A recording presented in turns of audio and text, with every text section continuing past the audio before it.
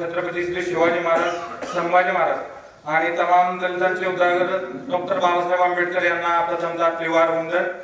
त्याचबरोबर आज या ठिकाणी सह्याद्री सहकारी साखर कारखान्याच्या वरती ज्यावेळी वाईट नजरा उठतात त्या नजरांना खंबीरपणे तोंड देण्यासाठी सह्याद्रीचा छावा या भूमिकेत आज या ठिकाणी आपल्या समोर उपस्थित असणारे विद्यमान चेअरमन माजी सहकार मंत्री आदरणीय बाळासाहेब पाटील यांना सहर्ष स्वागत करून मी आपण पुरोगामी विचार आणि सदैव महाराष्ट्राच्या हितासंदर्भात निर्णय घेणारा सह्याद्री साखर कारखाना हा धुरंधरपणे आणि प्रभावीपणे काम आपण या ठिकाणी सह्याद्रीच्या साखर कारखान्याच्या बाबतीत केलेलं आहे।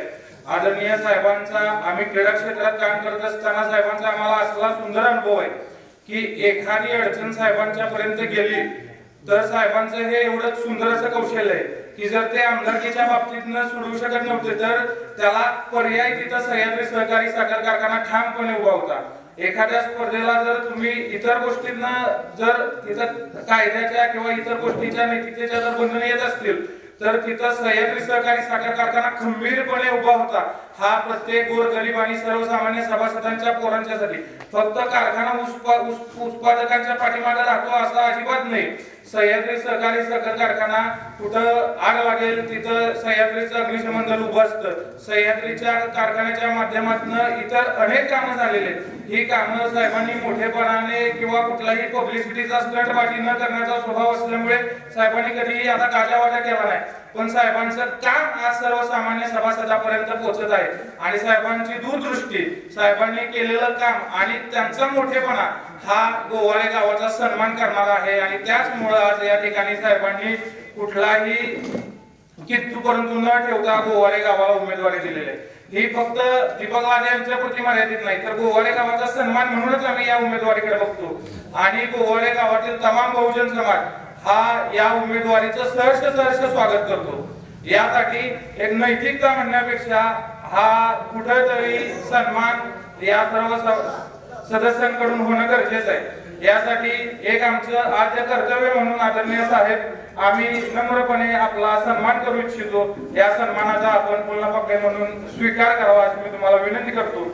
आमच्या समाजाचे ज्येष्ठ नागरिक सदस्य आदरणीय दोंडेराम लादे यांना मी विनंती करतो की आपण साहेबांचा सन्मान करायचा आहे। त्याचबरोबर सर्व समाज बांधव आणि सर्व समाज सदस्य या ठिकाणी उपस्थित आहेत, त्यांनी आदरणीय साहेबांचा सन्मान करण्यासाठी पुढे यायचं आहे। त्याचबरोबर आदरणीय उमेदवार दीपक बाबा लादे यांनी हा सन्मानासाठी साहेबांच्या पुढे यायचं आहे।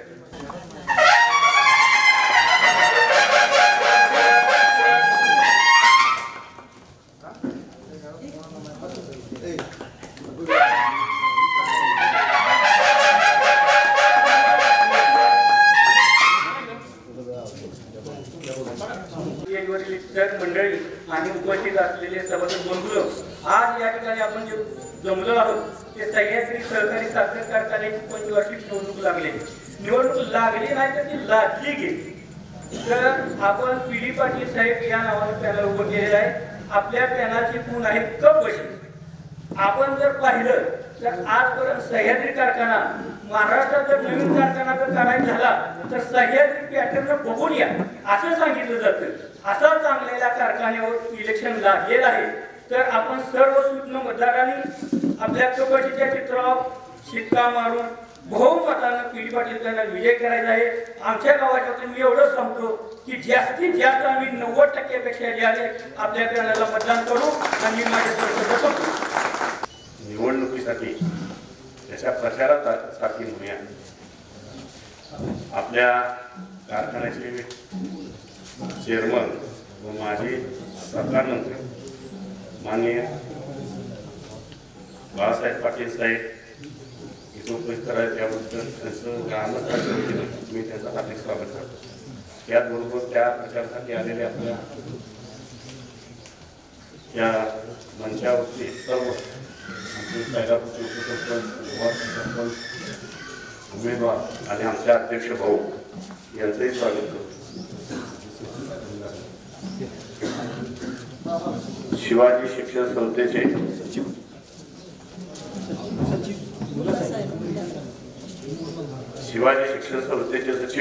श्री मुल्ला साहेब, त्याचबरोबर आपण उपस्थित असणारे आपले सर्व सभासद सर्वांचे हार्दिक हार्दिक स्वागत करतो. सह्याद्रीचं इलेक्शन आता हे याच्या आधी आपण बघितलं तर या इलेक्शनला कधी आजच नव्हता. म्हणजे गेली मला वाटते किती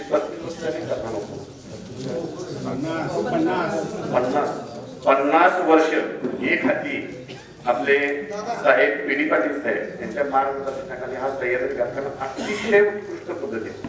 आता याची काय उदाहरणं सांगायची म्हटलं तर एकाच वेळेस म्हणजे भिंड सहकारी साखर कारखाना आणि सह्याद्री साखर कारखाना यशवंतरावनी एकाच वेळेस तुम्ही कारखाने ओपन केलेले आहेत अशा.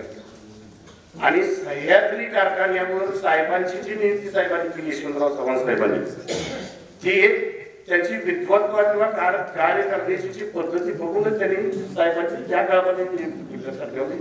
यशवंतराव चव्हाण साहेबांची दृष्टी किती मोठी होती. अशी व्यक्ती की जे कारखाना आज तागाय त्या कारखान्यावर कुठलंही आलेख आलेलं नाही.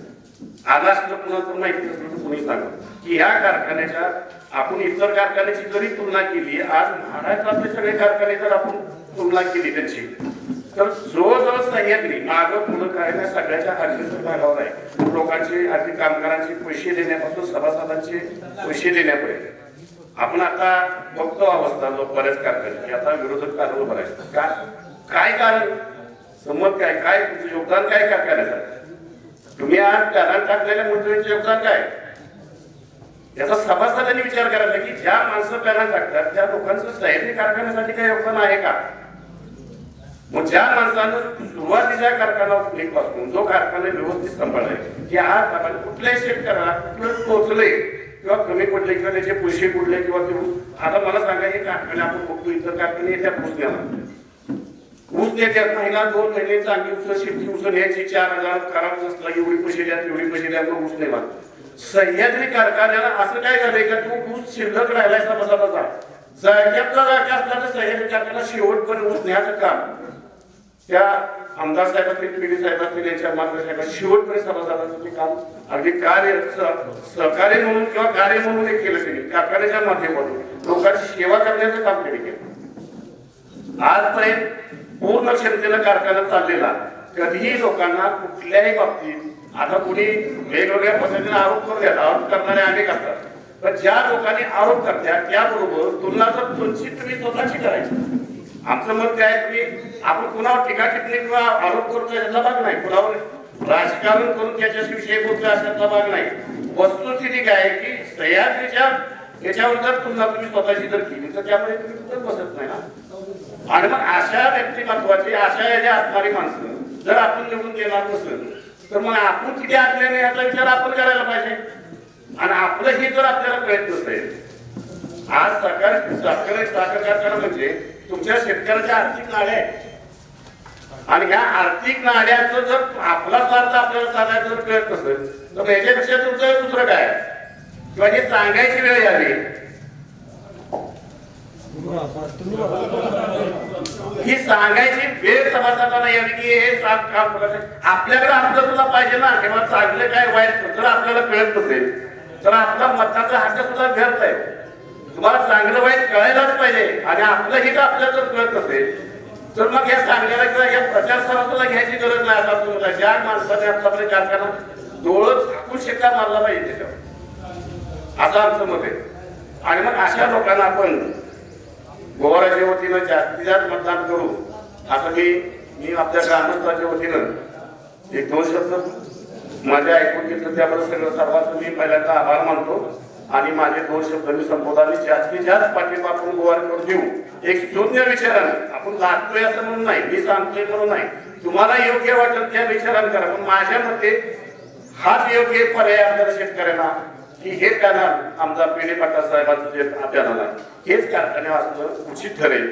आणि याचा विचार सगळ्यांनी करावा आणि 100% कपशीच्या पाटणावर शिक्का मारून पी.डी. पाटील साहेबांच्या पॅनलला विजय करावा असं मी बोलतो. माझे 2 शब्द संबोधतो. जय हिंद जय महाराष्ट्र. निवडणुकीच्या प्रचारात उपस्थित असलेले आपले सर्वांचे लाडके माजी सहकार मंत्री आदरणीय बाळासाहेब पाटील सभेचे अध्यक्षांनी असलेले भाऊ गोवाराचे सरपंच तसेच आपले उमेदवार दीपक लांडे आणि उपस्थित सभासद बांधव तसं पाहायला गेले 4-5 महिन्यापासून आपण ऐकत आलोय विरोधकांनी सह्याद्री मध्ये निवडणूक लढवायची या उद्देशाने आपली गोळागिरी चालू केली। त्याचप्रमाणे त्यांनी प्रथमतः पाहिलं तर समाजामध्ये किंवा सभासदांच्या पुढे जाताना किंवा सोशल मीडियाच्या माध्यमातून बोलताना सभासद शेतकरी हित न्यायाची भाषा करत त्यांनी पॅनलची उभं करण्याची मार्ग दाखवला। परंतु खऱ्या अर्थानं त्यांचा हेतू जेव्हा स्पष्ट होतो, ज्यावेळेस हे विरोधी पॅनल पुढे ठाकत असते त्यावेळेस त्यांच्यात काळी मात्र ही ताळमेळ नसल्याने दिसून आलं। त्याच्याच फलित म्हणजे एकाचे 2 पॅनल झाले, एकमेकावर आरोप करत एकमेकाचे अर्ज बाद करत एकमेकावर आरोप करण्याबरोबरच एकमेकाची माफं काढण्यात त्यांचं गेले किती दिवस तर मी सोशल मीडिया पाहत आलोय। खऱ्या अर्थानं जर पाहिलं तर न्यायाची आणि समाज हिताची भाषा करणारे ही लोक असं वाटायला लागले हे स्वहिताचा विचार करूनच या कारखान्यावर डोळ्यात ठेवून या कारखान्यात निवडून लढत आहेत हे दिसतात। तसं पाहायला गेलं तर सह्याद्री पॅटर्न म्हणून महाराष्ट्र ओळखला जाणारा आपला सह्याद्री साखर कारखाना गेले कित्येक वर्ष म्हणून पाहिलं तर सह्याद्री उच्चांकी दर देत असलेला हा कारखाना नावाजलेला आहे। सह्याद्रीच्या कारखान्याच्या वजन काट्याबरोबर बोलासा चोख वजन काटा सह्याद्रीच्या अनेक ऊस उत्पादनाबरोबर साखर उत्पादनाबरोबर इतरही उत्पादन सह्याद्री कारखाना घेत आहेत। आता दादांनी सांगितल्याप्रमाणे सह्याद्री कारखाना नुसता शेतकरी हित बघत नाही तर समाजामध्ये कारखान्याच्या माध्यमातून सामाजिक क्रीडा क्षेत्रात देखील भरघोस काम आपल्या माननीय आमदार बाळासाहेब पाटील यांनी केलंय। मला या उपस्थित गौरकर लोक असतील किंवा आपल्या भागातील लोक समाज लोक एवढं सांगणं आहे की आज कित्येक वर्षापासून पाहत आलोय खऱ्या अर्थानं स्वर्गीय यशवंत चव्हाण साहेबांनी सह्याद्री साखर कारखान्याची निर्मिती संकल्पना याच हेतूने केली होती की समाजातील बहुजन समाज असेल की शेतकरी समाज असेल त्यांचं जीवनमान उंचावलं पाहिजे, यांची प्रगती झाली पाहिजे या हेतूनं या कारखान्याची निर्मिती केली।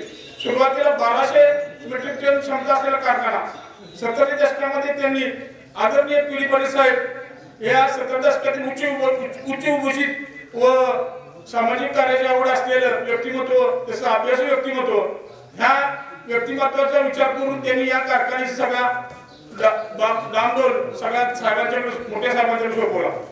त्यानंतर पाहिलं तर आजपर्यंत मी पिढी साहेब यांनी कारखान्यामध्ये काम करत असताना 1200 मेट्रिक टनचा कारखाना 1200, 2500, 5000 असं करत कारखान्याचे वाचन आपले 7000 पर्यंत आले। तसं पाहायला गेलं तर विरोध करत असताना कारखान्याच्या मेट्रिक टनाच्या क्षमतेबाबत देखील टीका करत असतात। पण जसं जसं काळ जाईल तसं त्या पद्धतीनं अपडेट होत गेलं पाहिजे। तसाच आपला कारखाना अपडेट होत गेलाय।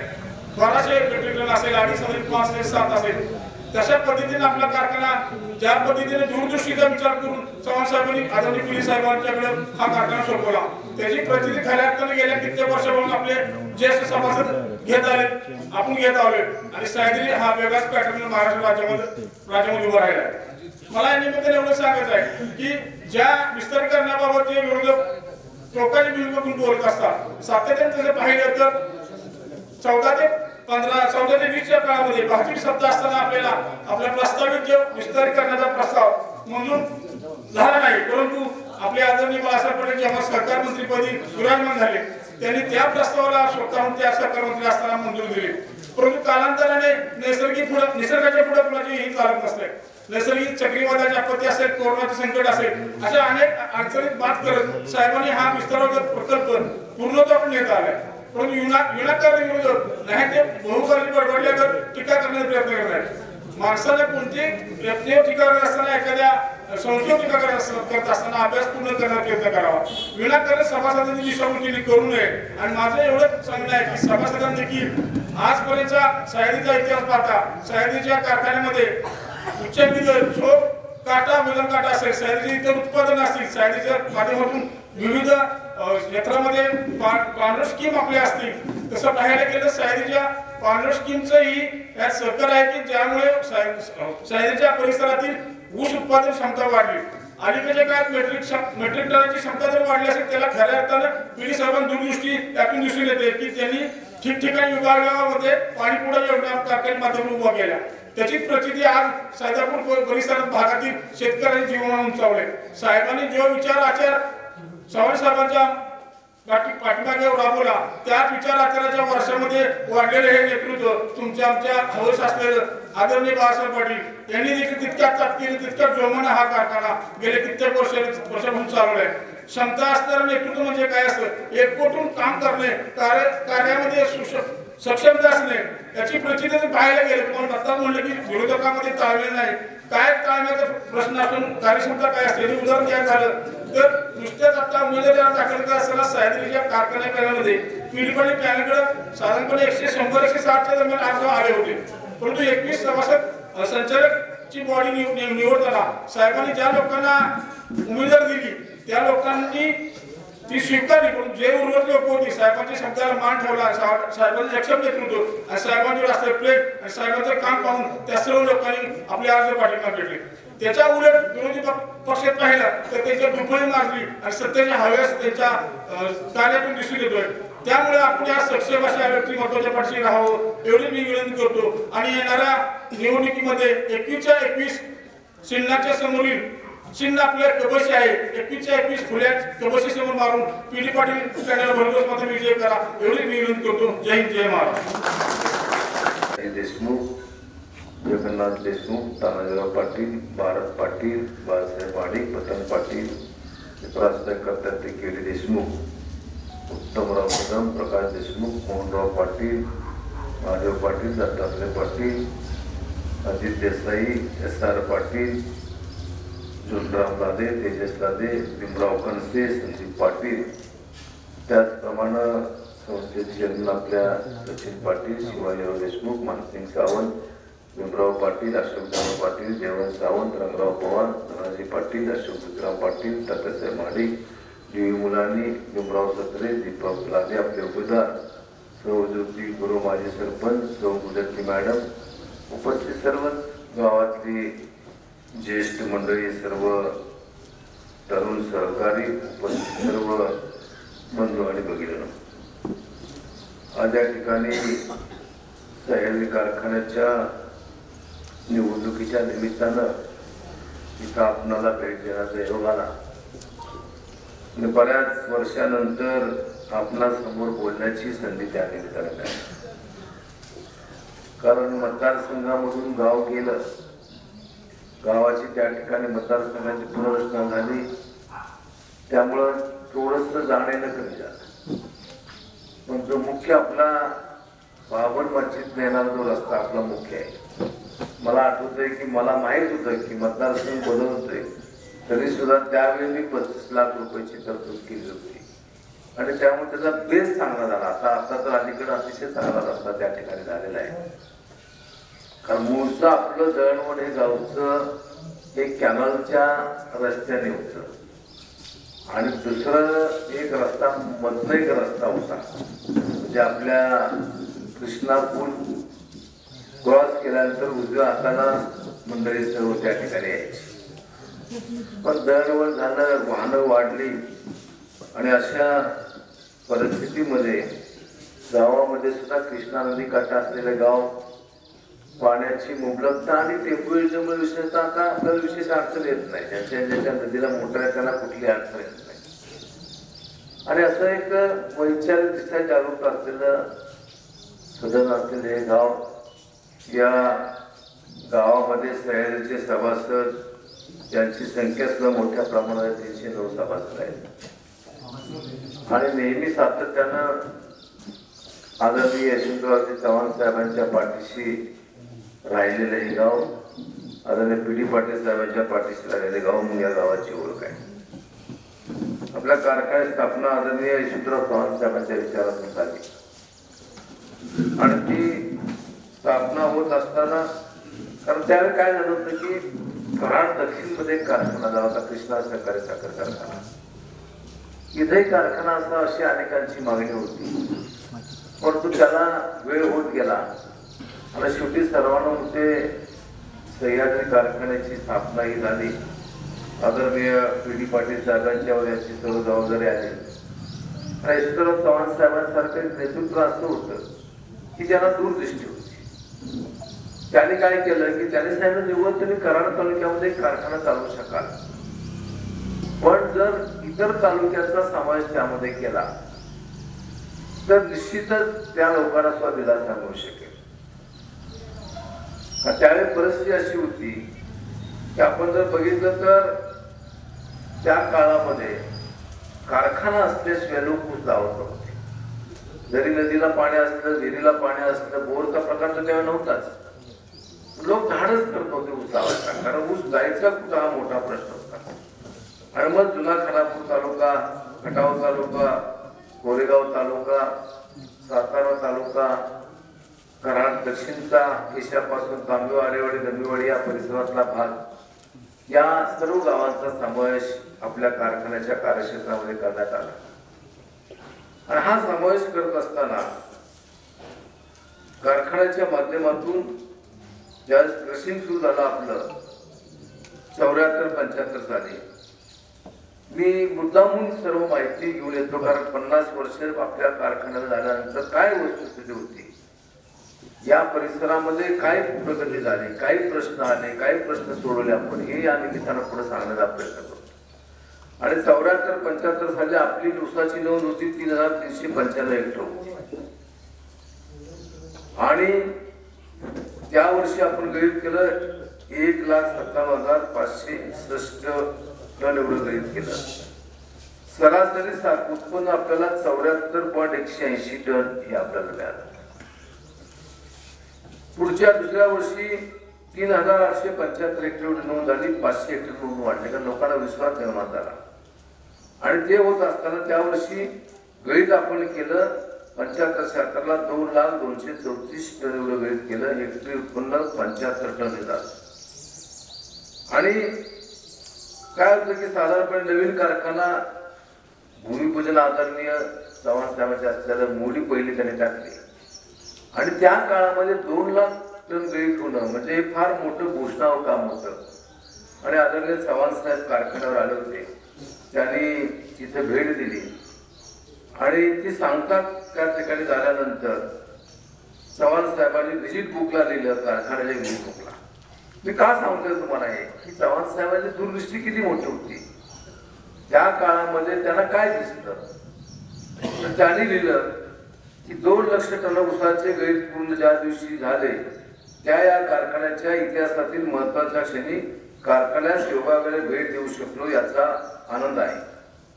श्री पी.डी. पाटील व त्यांचे सहकारी संचालक यांचे मनापासून अभिनंदन. साखर कारखान्याच्या तज्ञांच्या मते ही कार्यकृती उज्ज्वल भविष्याचे द्योतक आहे. पुढे त्यांनी लिहिलंय, चिकाटीने, संयमाने व जाणतेपणाने विस्तार योजनेचा पाठपुरावा करणे आवश्यक आहे. याच्याकडे अंडरलाईन केलं. या मार्गात अडचणी आहेत, पण अडचणी केव्हा नसतात त्याला प्रश्नचिन्ह आहे. माझा विश्वास आहे की श्री पी.डी. पाटील व त्यांचे सर्व सहकारी या अडचणीवर मात करतील. या यशस्वी मार्गक्रमाचे मला मनस्वी आनंद आहे. पुढच्या वाटचालीस संपूर्ण शुभेच्छा. आणि साहेबांची यशवंतराव चव्हाण 8 मे 76 साली त्यांनी सांगितले की भविष्याचा विचार करता कारखान्याची विस्तारवाढ करायला पाहिजे. आणि मग आपण 1250 मेट्रिक टनचा कारखाना 2,500 मेट्रिक टनचा केला.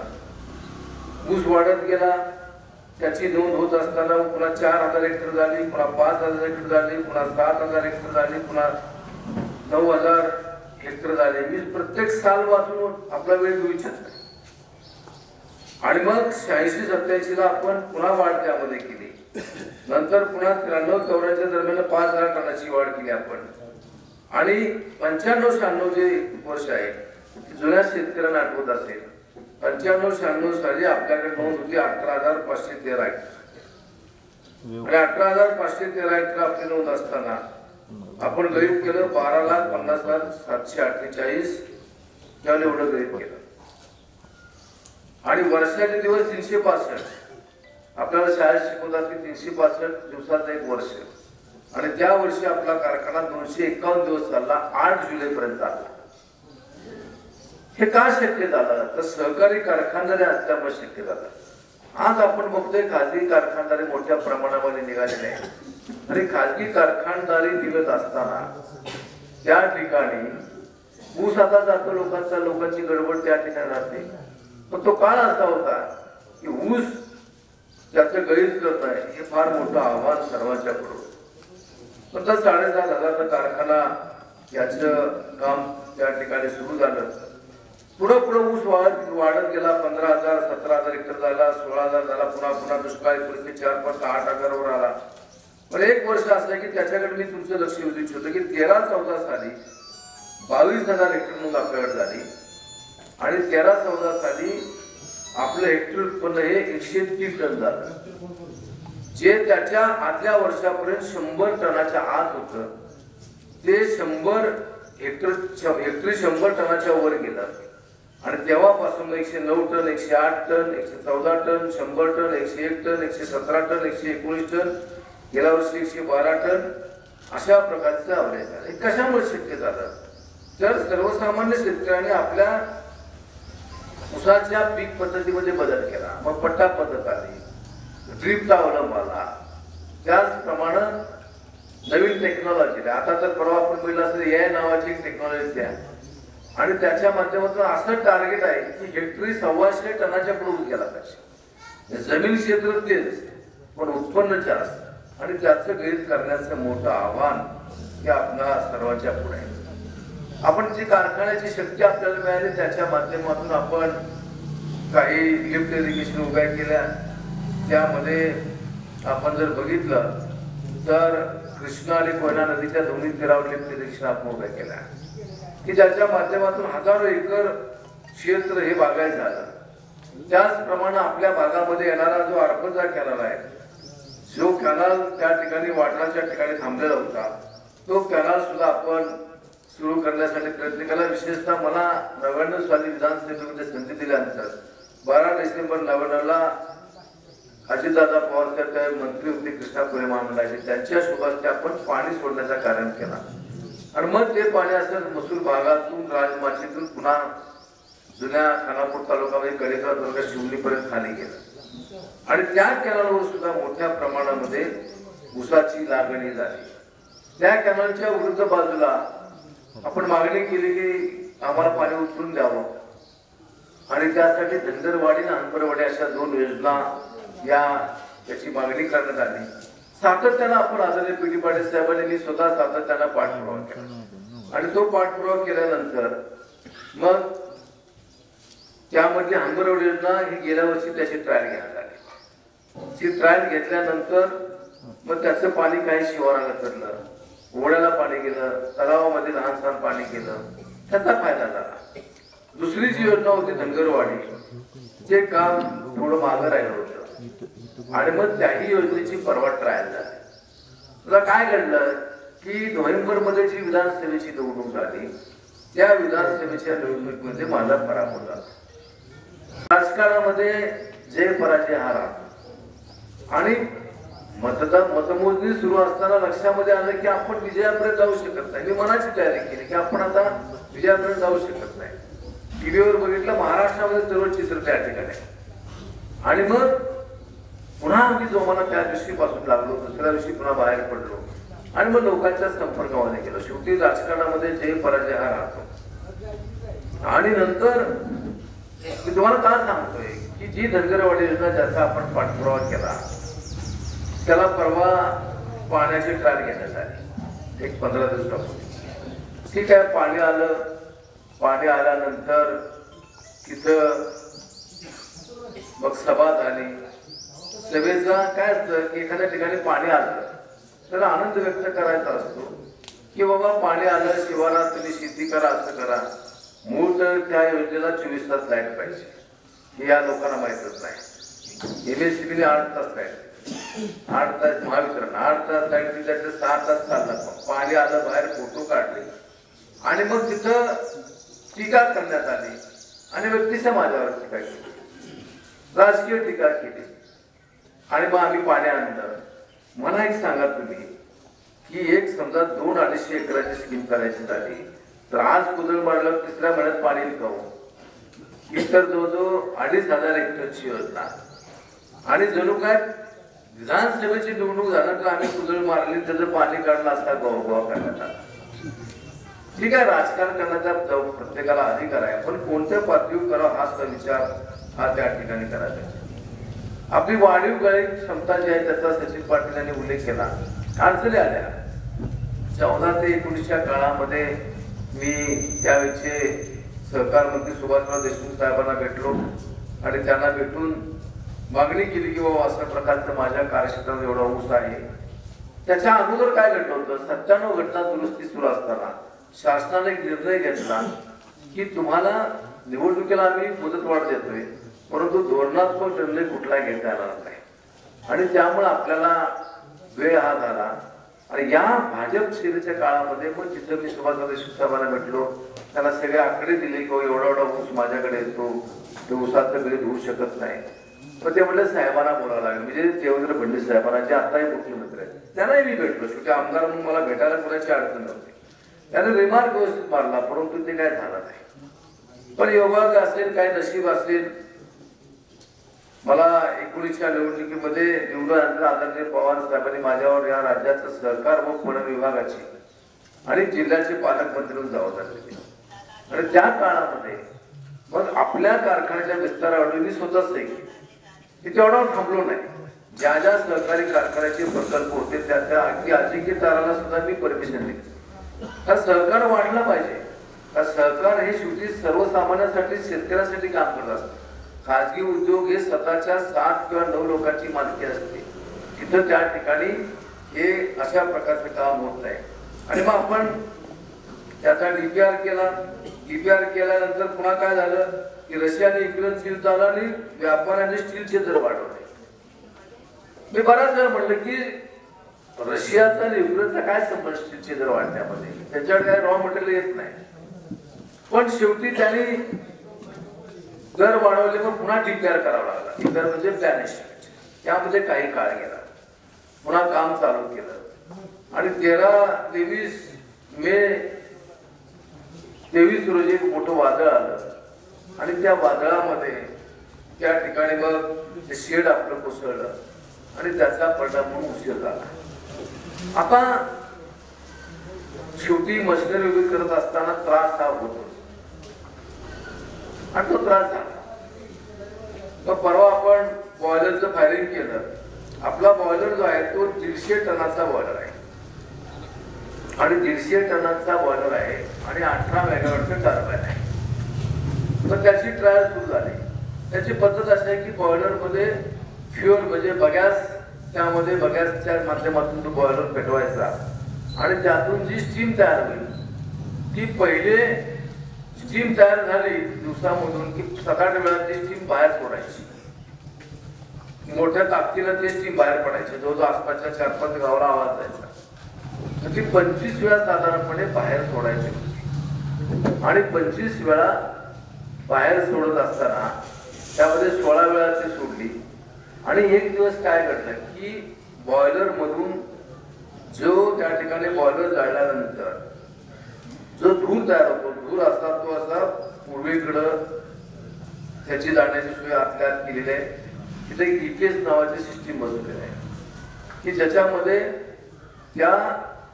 तो धूर गेल्यानंतर त्याची राख खाली पाडली जाते आणि राख खाली पाडल्यानंतर तो धूर मग त्या चिमणीतून वर सोडला जातो. तो साधारणपणे 85 मीटरची चिमणी आहे आणि त्या EPS सिस्टीम मध्ये एक अपघात घडला, तिथं स्फोट झाला. मी एवढ्या गडबडीत लगेच गेलो. गेल्यानंतर बघितलं तिथं कंपनीच्या ताब्यात आहे, आपल्या कारखान्याच्या ताब्यामध्ये अजून ते आपण हँडओव्हर केलेलं नाही. ती त्यांची जबाबदारी आहे. एक कर्मचारी तिथं पकड घेऊन वर निघाला होता, त्यानं तिथून वरणाशी उडी मारली. आता असं हे साधारणपणे एवढ्या ह्या 2 पोलच्या एवढ्या असं उंच आहे, त्याचं फाटलं बाजूला त्या ठिकाणी. आणि मग त्यांना तिथे उडी मारली. तिथून 100 फुटावर कन्व्हेयर बेल्ट आहे जे बगॅस नेण्यासाठी, त्याच्यावर 2 कामगार होते, ते उत्तर पश्चिम होते. त्यातल्या एकाला तो डांबावर खाली उतरून आला. एक जण त्या ठिकाणी येत असताना तो वरनं त्या रबरी बेल्टवर त्याच्यावर घसरून पडला आणि त्याच्या पायाला त्या ठिकाणी जखमा झाल्या. एकाच्या लडकीला टॅक्स पडला. मग कारखान्याच्या ॲम्ब्युलन्सनं त्यांना कृष्णा हॉस्पिटलला नेण्यात आलं. कारखान्यात सेफ्टी ऑफिसर गेले, कार्यकारी संचालक गेले आणि त्या डॉक्टरनी सांगितलं की बाबा आम्ही आता संध्याकाळी त्यांना डिस्चार्ज देतो. प्लॅस्टर सुद्धा पक्क प्लॅस्टर केलं आहे, पट्टी बांधली. आता निवडणूक आलेली आहे मग काय लोकांना कळलं सह्याद्रीचा अपघात झालाय, म्हणजे व्हॉट्सअप जी भानगड आहे त्याच्यावर मग बातमी की एवढा मोठा अपघात झाला, असं झालं तसं झालं. मी ज्यावेळेस गेलो त्यावेळेस नेमकी पोलीस गाडी तिथं आली होती.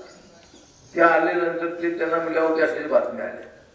ती बातमी आल्यामध्ये म्हणजे आम्ही याचे फोटो काढतो म्हणजे काढा दिलास म्हणजे कायद्याप्रमाणे तुम्ही माझ्या परवानगी या प्रेमाशी देऊ शकत नाही, पण शेवटी आम्हाला काय लपवून ठेवायचं, तुम्ही काढा फोटो. त्याने मग ते फोटो काढले त्याचे आणि मग ती सुद्धा ते झालं. मग काही लोक दवाखान्यामध्ये बघायला गेले आणि बघायला जात असताना त्यांनी काय केलं की आता अलीकडं रील काढणार होतो आणि मग ते गाड्या दवाखान्यात गेल्या, त्या पेशंटला बघतायत. त्यांना वाटलं की कारखान्याचे काम करायचं, बघायला गेले आणि बघून बाहेर पडले. माझा प्रश्न असा साधा आहे की तुम्ही कारखान्याच्या कर्मचाऱ्यांना त्या कॉन्ट्रॅक्टच्या कर्मचाऱ्यांना बघायला गेला, पण 21 सालच्या महाशिवरात्रीला एक अधिकारी मरण यातना बघत होता, तोही कराडच्या हॉस्पिटलमध्ये होता. तुम्ही का बघायला गेला नाही?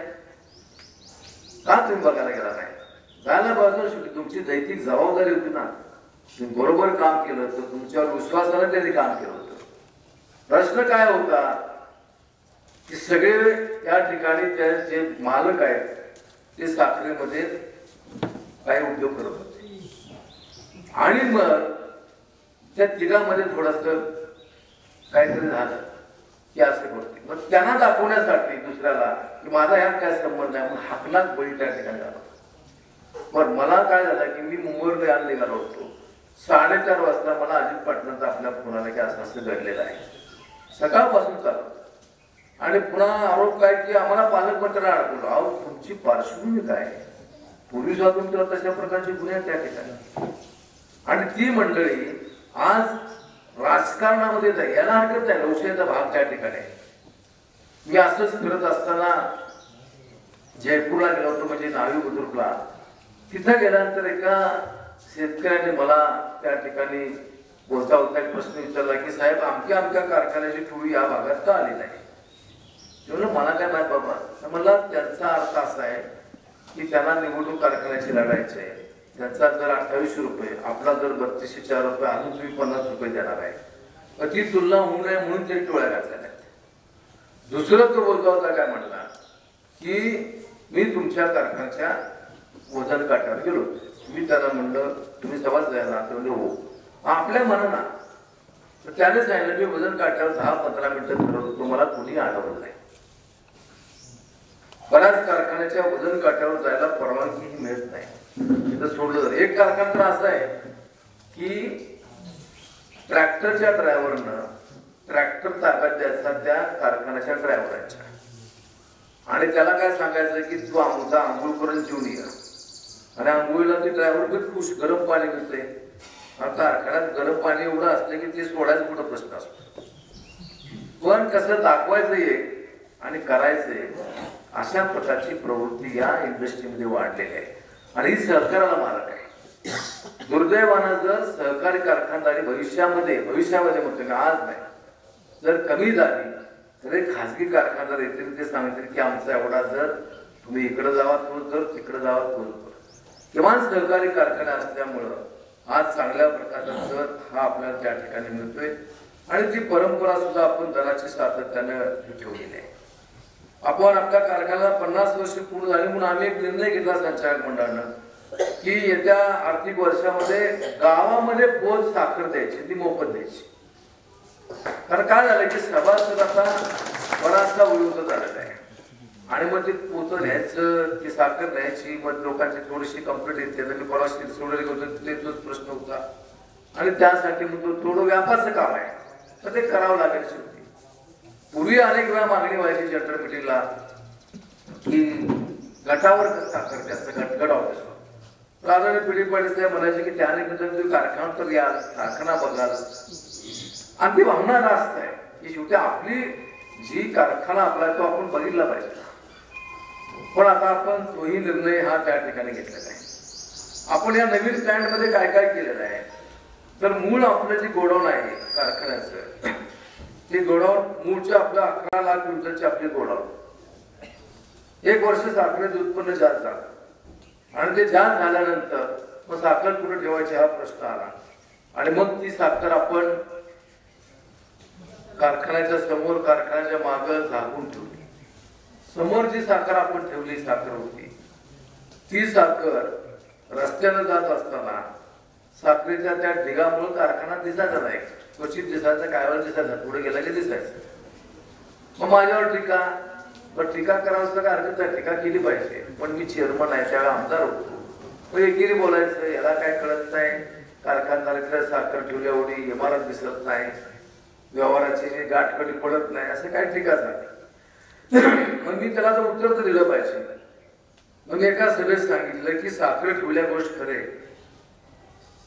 पण ती साखर अशासाठी कारखान्यासमोर ठेवल्या की ती मालकाला दिसली पाहिजे इथं साखर आहे. आता बराच कारखान्यात साखर मागच्या मागे जाते.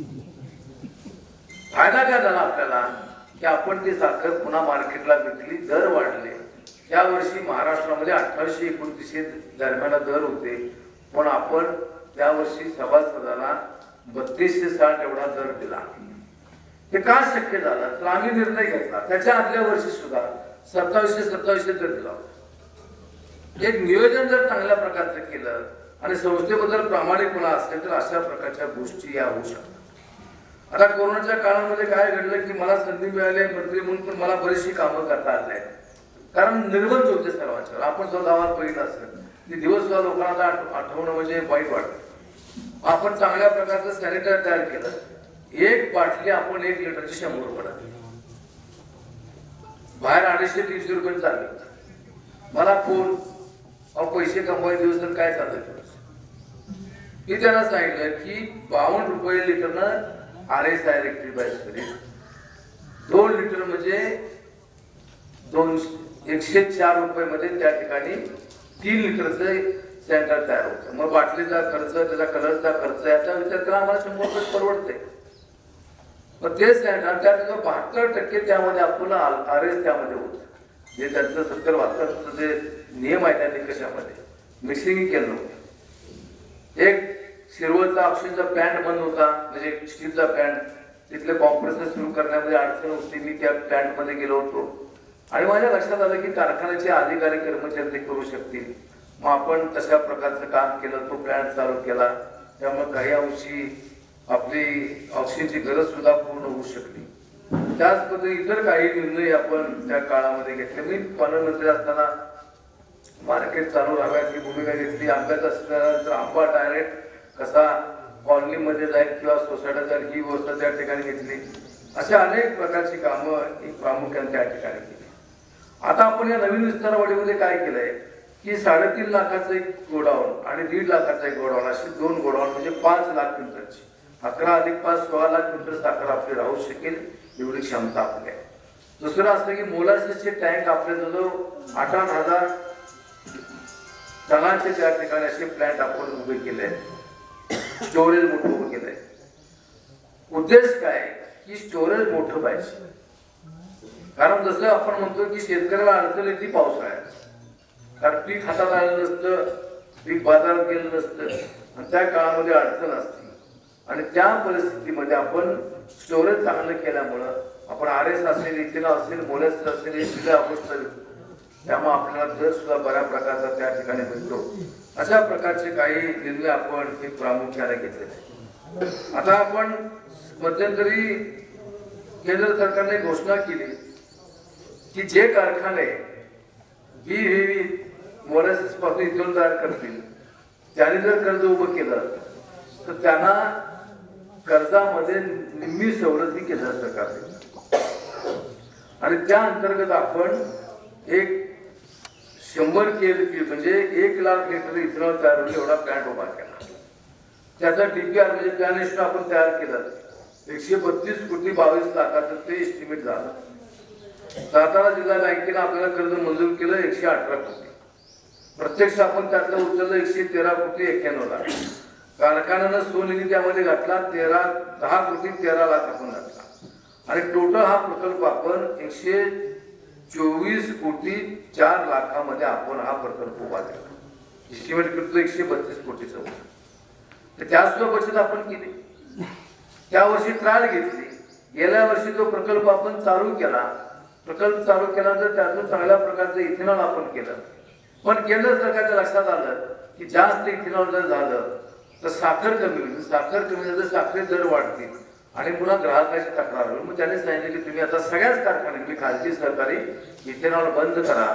आणि मग ते इथेनॉल बंद केलं आणि RSE घ्यायला सुरू केलं. एवढं सगळं करून सुद्धा आपण त्या वर्षी जे कर्ज आपलं होतं 124 कोटी, त्यामधलं आपण 124 कोटी आपण उभं केला. 10 कोटी आपलं स्वतःच होतं.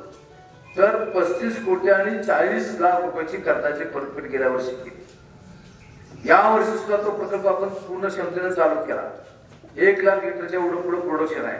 पुन्हा सरकारनं सांगितलं 1 महिन्यापूर्वी की इथेनॉल बंद करा. आपण इथेनॉल बंद केलं. इथेनॉल बंद केलं तर RSE करतोय आणि ते सुद्धा 1 लाख लिटरच्या पुढे आपलं तयार होतंय.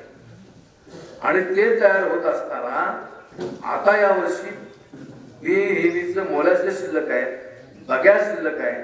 त्यामुळे अजून 1 महिनाभर आपण ती डिस्ट्री चालवू शकतो आणि त्यामुळे मार्च नंतर सुद्धा चांगल्या प्रकारचं उत्पन्न आपल्याला मिळणार आहे. आता काय लोक टीका करतात की कर्ज आहे. अहो कर्ज कुणावर नसतं आणि कर्ज कुणाला मिळतो, कुणाला कर्ज मिळत नाही. ज्याची ऐपत आहे, ज्याची कर्ज भेटण्याची हिंमत आहे, धमक आहे, त्याला मिळतं. पण कर्ज काढल्याशिवाय पॅन्ट उभा राहू शकत. आज मी तुम्हाला सांगतो डिस्ट्री आम्ही पुढच्या वर्षी आपण करणार. तसाच हा जो विस्तारवाढीचा प्रकल्प आहे तो सुद्धा आपण पूर्ण करणार. कारण नवीन टेक्नॉलॉजी आपण घेतलेली आहे आणि नवीन टेक्नॉलॉजी तिथे घेत असताना त्यामध्ये आपण काय केलंय की नवीन टेक्नॉलॉजी म्हणजे पूर्वीचं कसं होतं की फायबरायझर सगळ्या मिल या टर्बाईनवर चालायच्या म्हणजे स्टीमच्या साईड. आता नवीन टेक्नॉलॉजी असं आहे की आपण जे वीज तयार करणार ती वीज तयार केल्यानंतर तिथे त्याला इलेक्ट्रिक मोटर बसवणार. फायबरायझरला 1500 HP 2 मोटर बसवणार आणि मग त्या उसाचा भोगा होणार. म्हणजे आपले दात थोडक्यात त्याचा भोगा होणार त्या ठिकाणी. आणि 5 मिल आहेत. त्या 5ही मिल ह्या इलेक्ट्रिक ड्राईव्हने फिरणार आहेत. त्यामुळे मोडतोड कमी, आवाज कमी, इफिशियन्सी चांगली, उसामधली जास्तीत जास्त साखर काढली जाणार. आणि नवीन बॉइलिंग हाऊस नवीन टेक्नॉलॉजी घेतलेलं आहे. ग्रेडर चांगले आहेत. त्यामुळं कमी वेळेमध्ये जास्त गडी आणि मोडतोड कमी होणार आहे. आणि आपला जो प्रश्न आहे आता तुमच्या सगळ्यांच्या मनात प्रश्न आहे तो मी आता विचारला नाही पण मला आता पाठ झालाय. कारण की जवळजवळ 70-80 गावामध्ये प्रत्येकाला विचारत तुमचा प्रश्न काय. तर एकच प्रश्न की आमचा ऊस लवकर जात नाही. तो खरा प्रश्न आहे. कारण आता कसं झालंय की आता अडसाणीची लागण ही फार मोठ्या प्रमाणात. जुन्या लोकांना जर आठवत असेल तर अडसाणी लागण करायचे म्हणजे फार दिव्य काम होतं. जास्त दिव्य काम होतं की बैलगाडीचा ऊस द्यायचा पांतीला. पावसाळा असायचा. तो ऊस तिथे गेल्यानंतर मग बांधावर मुळ्या टाकायच्या, तो ऊस सोडायचा.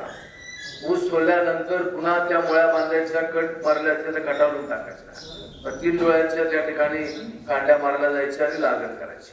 पण आपली कल्पना काय त्यावेळेस सगळ्या शेतकऱ्यांची कल्पना म्हणजे तज्ञांची कल्पना की बारीक असणार जमीन आणि जास्त पाणी म्हणजे ऊस चांगला आहे. पण आज उलट आहे. आज माळरानावर ड्रीपच्या साहाय्याने सुद्धा चांगला ऊस त्या ठिकाणी येतो. आणि मग आपण लागण केल्यानंतर काय जर पाऊस पडला आणि पाणी साठून राहिलं तर 100% लागण त्या ठिकाणी जाळ पडायची, डोळे कुजायचे. आणि डोळे कुजल्यामुळे काय व्हायचं की मग लोक म्हणायचे अडचणी नकोस. पण डोळा लावला पाहिजे कसा की सगळ्यांचं म्हणणं की वर डोळा दिसला पाहिजे. आता एक डोळा वर आला की दुसरा 2 किंवा 1 खाली जातात ना. म्हणून डोळा कसा की त्यावेळेस आम्ही सांगायचं, मी स्वतः शेती केलेली आहे, गाड्याला सांगायचं आमच्या डोळ्यावर धर आणि मग कांडे लाव. म्हणजे बघल्याला दोन्ही बघलेला डोळे त्या ठिकाणी येतात. आणि त्यामुळे अडसाणीची लागण ही जवळजवळ कमी आली. पण अलीकडच्या काळामध्ये पाणंद रस्ते चांगले झालेले आहेत, यंत्रणा चांगली झाली आहे, नर्सरी झाल्या आहेत. नर्सरी म्हणजे की ट्रेमध्ये 1 डोळ्याची त्या ठिकाणी रोपं लावली जातात. आपण नर्सरीवाल्याला फक्त फोन करायचा की बाबा असं असं मला लागण करायची आहे. मग तो विचारतो किती एकर आहे, 1 एकर आहे, 1.5 एकर आहे, काय सऱ्या सोडून कधी होणार आहे. आपण सांगतो आमच्या तारखेला सऱ्या होते. आणि मग काय व्हायचं की त्याचा पुढचा प्रश्न विचारायचा की लावून देऊ का नुसतं पोच करू. आपण म्हणतो जेवढं काम सोपं लावून दे. आणि मग 1 जून ते 15 जून मध्ये जवळजवळ 7,500 हेक्टर एवढी नोंद ही अडसारीची होती. पण हा प्रश्न फक्त सह्याद्री कारखान्याचा नाही, अजिंक्यतारा कारखाना अडसारी जास्त आहे, कृष्णा सहकारी कारखाना तुमचं कॉमन कार्यक्षेत्र आहे, अडसारी जास्त आहे, राजा अंबापूर सहकारी कारखाना अडसारी जास्त आहे, वारणा सहकारी कारखाना अडसारी जास्त आहे. सर्व ठिकाणी ना, हा काही इथं प्रश्न आहे. पण आणि दुसरा शेतकऱ्याचा एक प्रकार असा आलाय की काही शेतकरी हे निव्वळ त्या ठिकाणी लागण करत असताना फक्त अडचणी करायची, पुन्हा काढायचं, पुन्हा दुसरं पीक घ्यायचं, पुन्हा अडचण लावायची, अशी सुद्धा शेतकरी करतात. आणि त्यामुळं ऊस जाण्यामध्ये थोडं मागं पुढं वेळ होते, मागं पुढं म्हणता वेळ होते. पण त्याच्यावर सोल्युशन आपण 11,000 टनाचं आपण क्रशिंग लायसन्स घेतलेलं आहे. या वर्षी कारखाना 7,500 टनाचा असताना आपण साधारणपणे 8-8,500 सातत्यानं चाललेलं आहे. आणि 8-8,500 चालल्यामुळं आपण चांगल्या प्रकारचं गणित केलेलं आहे. आता काय होतं की यंत्रणा आली नाही असं लोक म्हणतात, यंत्रणा आली असते, सगळे गट त्या ठिकाणी चांगल्या प्रकारचं काम करत असतात, सगळ्या गटामध्ये असतात, पण प्रत्येकाची गडबड असते.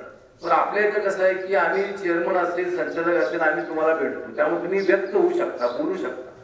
बाकी कुणाचं काय मी बोलणार नाही, कोणावर टीका करणार नाही, पण आपण भेटू शकत नाही, तिथं आपल्या भावना व्यक्त करू शकत नाही. आणि त्यामुळे मग न कळत आमच्याबद्दल आपण प्रचार केला जातो की ऊस उशिरा. आता मी फक्त अलीकडे आता नवीन प्रकार आलाय की ते गावात जायचं आणि विचारायचं की तुझा ऊस जातो का, मग तो सांगतो. आता परवा काय नागरिकच्या एक शेतकऱ्याला सांगितलं की आम्ही पोराप्रमाणे जोपासला ऊस आम्ही काडी लावून त्याला घालतो. मी लगेच माहिती काढली, मी आधी ते बघत त्यांनी काढले, तर त्यांचा ऊस फक्त एकदा आला होता, बाकी ऊसच नव्हता. तो सा वेळ जाता न जाता मग त्याच्यावर आम्ही त्यांना उत्तर दिलं की असं असं. परवा सुद्धा एका गावामध्ये असंच निसर्गाच्या शेतकऱ्याला सांगितलं माझा ऊस असा झाला. माहिती घेतली, ऊसाचा पत्ताच नाही, सभासद बी नाही, ऊस नाही, सभासद नाही. पण आपलं बोलायचं काय, हे फेक नेरेटिव्ह प्रकार आहे. फेक नेरेटिव्ह म्हणजे कसं की काहीतरी उलट सांगायचं. आता काय आहे की एक प्रचार काय केला जातो, कर्ज कारखान्यावर आहे. आता कर्ज कारखान्यावर जरी असलं तरी शेवटी फेडण्याची सिस्टीम आहे, त्यातून जातो आपण ना. आज NCDC सारखी जी बँक आहे, राष्ट्रीय सहकारी विकास महामंडळ दिल्ली, मी मंत्री असताना माझ्याकडे कारखानदार यायचे की आम्हाला आमचं प्रपोजल तिकडे पाठवा, तुमची संमती घेऊन, सरकारचे आदेश घेऊन. पण आज परिस्थिती अशी आहे की त्यांनी महाराष्ट्रातले 20-25 कारखाने निवडले, त्यांचे अधिकारी स्वतः येतात, ते म्हणतात की आमचं कर्ज घ्या. तसं आपल्याकडे 8% कर्ज मिळतं आपल्याकडे. त्यामुळे आर्थिकदृष्ट्या आपण अतिशय सक्षम आहोत. आता आपल्याकडं एकत्र माल तारण जे खातं आहे की आपल्याकडे जी रक्कम आहे ती किती आहे, तर आपल्याकडे 23 तारखेला 9,71,080 क्विंटल साखर आपल्याकडे शिल्लक असते. त्याचा जिल्हा बँकेनं दर केला 34 रुपये. ऍक्च्युली 36-37 रुपये साखर जाते, 37% गेली, असल्याच्या वर गेली होती, पण ॲव्हरेज धरतात ते 34 रुपये. आणि त्या 34 रुपयाच्या 90% रक्कम ही दिली जाते. आणि ती रक्कम गोडाऊनला पोहोच गेल्यानंतर ती रक्कम दिली जाते. आणि त्या रकमेमधून उसाचा दर, कर्मचाऱ्यांचे पगार, ऑइल, इतर खर्च हे त्या ठिकाणी केले जातात. मग आपल्याला जे 3400 रुपये दरानं जे मूल्यांकन आपलं होते 10% वर जाता, ते 297 कोटी 15 लाख रुपये. प्रत्यक्ष आपण उचलले किती, तर 289 कोटी आणि 15 लाख आपण उचलले. दर मिळणार आपल्याला 3600, 3650, 3700 मिळणार आहे. निव्वळ 3400 रुपये दर जरी धरला आपण, तरी आपली किंमत होत्या 330 कोटी 17 लाख. म्हणजे त्याने धरलेल्या किमतीपेक्षा 37 कोटी किंमत जास्त होते. म्हणजे हे कर्ज तारणी कर्ज आहे ना, तारणे असल्यामुळे त्या ठिकाणी त्याची परतफेड 100% होणार, प्लस वाढावा मिळणार. इथेनॉलचा साठा आपल्याकडे आहे 20 लाख, म्हणजे 20,76,738 लिटर आहे. त्याचा दर आहे 60 रुपये 73 पैसे. त्याची किंमत आता बाजार भावाप्रमाणे या दरानं 12 कोटी 61 लाख रुपये, त्याच्यावर 1 रुपयाचा खर्च नाही. अल्कोहोल आपल्याकडे जे आहे ते 22,98,789 लिटर्स आहे. त्याचा दर आहे 60 रुपये लिटरला. त्याची किंमत होत्या 13 कोटी 79 लाख त्याची किंमत होत्या. आणि त्याच्यामधले फक्त आपण 2 कोटी उचललेले आहेत. ही रक्कम आहे इथून पुढे महिनाभर डिस्ट्रिक्ट चालणार आहे ती रक्कम त्या ठिकाणी आहे. त्यामुळे हे कर्ज कुठलंच नाही आपल्यावर. नवीन प्लॅनचे कर्ज आहे ते नवीन प्लॅन ज्यावेळेस चालू होईल त्यावेळेस मग त्या कर्जाची परतफेडी टप्प्याटप्प्याने केली जाईल. त्याचा 7 वर्षाचा पिरियड आहे. जसा डिस्ट्रिक्टचा 3 वर्षाचा आहे तसा हा 7 वर्षाचा आहे. म्हणजे शेवटी कुणाचा सल्ला घेऊन तांत्रिक माहिती घेऊन आपण धाडस करतो. बरं एक आहे की आपण 11,000 टनाचा त्या ठिकाणी कारखाना उभा करत असताना आपण जर बघितलं त्यामध्ये 12,000 टन गळीत झाला पाहिजे. 13,500 टन दुसऱ्याला ऊस तुटला पाहिजे एवढी यंत्रणा आपल्यावरती करायची. आणि या सर्व यंत्रणेतून ऊसाचं गळीत हे होणार आहे. पूर्वी कसं होतं की क्रिकेटची मॅच ही 5 दिवसाची कसोटी असायची. 5 दिवस 2 मॅच बघत. आता 20-20 आलाय म्हणजे एका दिवसात मॅच. तसं आता कारखाने आता जसं मी मगाशी म्हणलं आपला 251 दिवस कारखाना चालला. इथून पुढे कारखाने 100-125 दिवस म्हणजे जास्त झाले. अशी परिस्थिती आहे. म्हणजे कमी वेळामध्ये जास्त गळीत करायचं हे आव्हान सर्वांच्या पुढे आहे. त्यामध्ये आपणही त्या ठिकाणी आहोत आणि पुढच्या वर्षीपासून हा प्रश्न निश्चित त्या ठिकाणी येणार नाही अशी खात्री किंवा विश्वास आपला सर्वांना देतो. आता एक दुसरा एक आक्षेप काय घेतला जातो आपल्यावर की तुम्ही मयत वाराशी शेअर करत नाही. मयत वाराशी फक्त आपल्याकडे 1196 प्रकरण आहे. ती काय आहे? भाऊ सही देत नाही, बहीण हक्कसोड पत्र देत नाही. माझ्याकडे 85 तक्रार आहेत की हे चुकीच्या पद्धतीने मी ट्रान्सफर केलंय. म्हणून आपण काय केलं आता गेल्या वर्षीपासून की साध्या कागदावर आपण शेअर ट्रान्सफर करायचो त्याच्याऐवजी आपण आता त्यांना एक स्टॅम्प पेपरवर सर्व माहिती आपण त्यांच्याकडून घेतो आणि स्टॅम्प पेपरवर माहिती घेऊन आपण त्या ठिकाणी ते कर्जाचं आपण रूपांतर त्यांच्या कुटुंबियाच्या मुलाचे असेल, पत्नीचे असेल, मुलीचे असेल ते आपण करतो कायदेशीर पुरतं. असा काहीतरी आपण प्रचार केला जातो. तर आपण एक लक्षामध्ये घ्या की आपण अतिशय काळजीपूर्वक कारखान्याचे कामकाज हे निश्चित त्या ठिकाणी केलेलं आहे. त्याच पद्धतीने या निवडणुकीला आता 5 तारखेला आपलं मतदान आहे. निवडणुकीची निशाणी आपली कपबशी आहे आणि या कपबशीचं आपलं जे चिन्ह आहे ते सर्वांच्यापर्यंत आपण पोहोचवा आणि ते पोहोचवत असताना आपण 21 आपल्याला एकंदर मत द्यायचं. 21 आणि 21 मतदान त्या ठिकाणी करत असताना तिथं फक्त आपण कपबशी दिसली की शिक्का मार एवढंच त्यांना सांगितलं, मतदाराला सांगितलं पाहिजे. ते 21 ज्या असं म्हणत बसायचं नाही कारण ते जमली होणार आहे. कारण 6 गट आहेत. 2 गटामध्ये 2-2 उमेदवार आहेत. त्यानंतर पुन्हा दुसऱ्या महिलांसाठी एक वेगळी मतपत्रिका राहणार आहे, मागासवर्गीसाठी वेगळी राहणार आहे, एनटीसाठी वेगळी राहणार आहे. म्हणजे असे साधारणपणे 9 मतपत्रिका येतील. त्या आत गेल्यानंतर तिथं आपल्याला मतदान करायचं आणि शिक्क्यावर मतदान आपल्याला त्या ठिकाणी करायचं आहे. आता आपला गट जो आहे तो गट हा तांबव्यापासून बारेवाडी गमेवाडीपासून आपलं कराड आणि गोवारे आणि सगळा खानापूर तालुका असा गट त्या ठिकाणी. आणि त्यामुळे गावावर नेहमी अन्याय होतो हे मला माहिती आहे. बाळासाहेबांनी मागणी केली होती, अनेकांनी केली होती. तर शेवटी आता काय करायचं प्रश्न आला. या गटात 2 जागा आहेत. मग आपले उमेदवार श्री लादेन त्यांची उमेदवारी द्यावी असं सर्वांनी निर्णय त्या ठिकाणी घेतला. आपण सर्वांनी त्याला सहकार्य केलं. शेवटी तुमचा लोकप्रतिनिधी मीच आहे कारण माझा या गावाचा फार जुना संबंध आहे. त्यामुळं त्या बाबतीमध्ये आपण निश्चित असता आपले काही प्रश्न असतील ते निश्चित मार्गी लावले जातील. आपण फक्त एकच काळजी घ्या की आपण मतदान जास्त चांगल्या प्रकारचं करायचं आहे. आणि हा कारखाना सरकारामधला कारखाना सरकार राहायला पाहिजे. विरोधक त्या ठिकाणी जे आरोप करतायत त्यांचा खासगी उद्योग आहे. खासगीमध्ये त्याच्या 7 जणांसाठी किंवा 9 जणांसाठी चालवतात. आपण सर्वांचं हित लक्षात ठेवतो. बरं कारखाना तुम्हाला कशासाठी पाहिजे राजकारणी, पण माझा पराभव झाला म्हणून कारखाना तुम्हाला पाहिजे त्या ठिकाणी. ठीक आहे, लोकशाहीचा जो भाग त्या ठिकाणी आहे. मतदार राजाने निर्णय घ्यायचा आपल्याला, पण सहकारामधला हा कारखाना टिकला पाहिजे.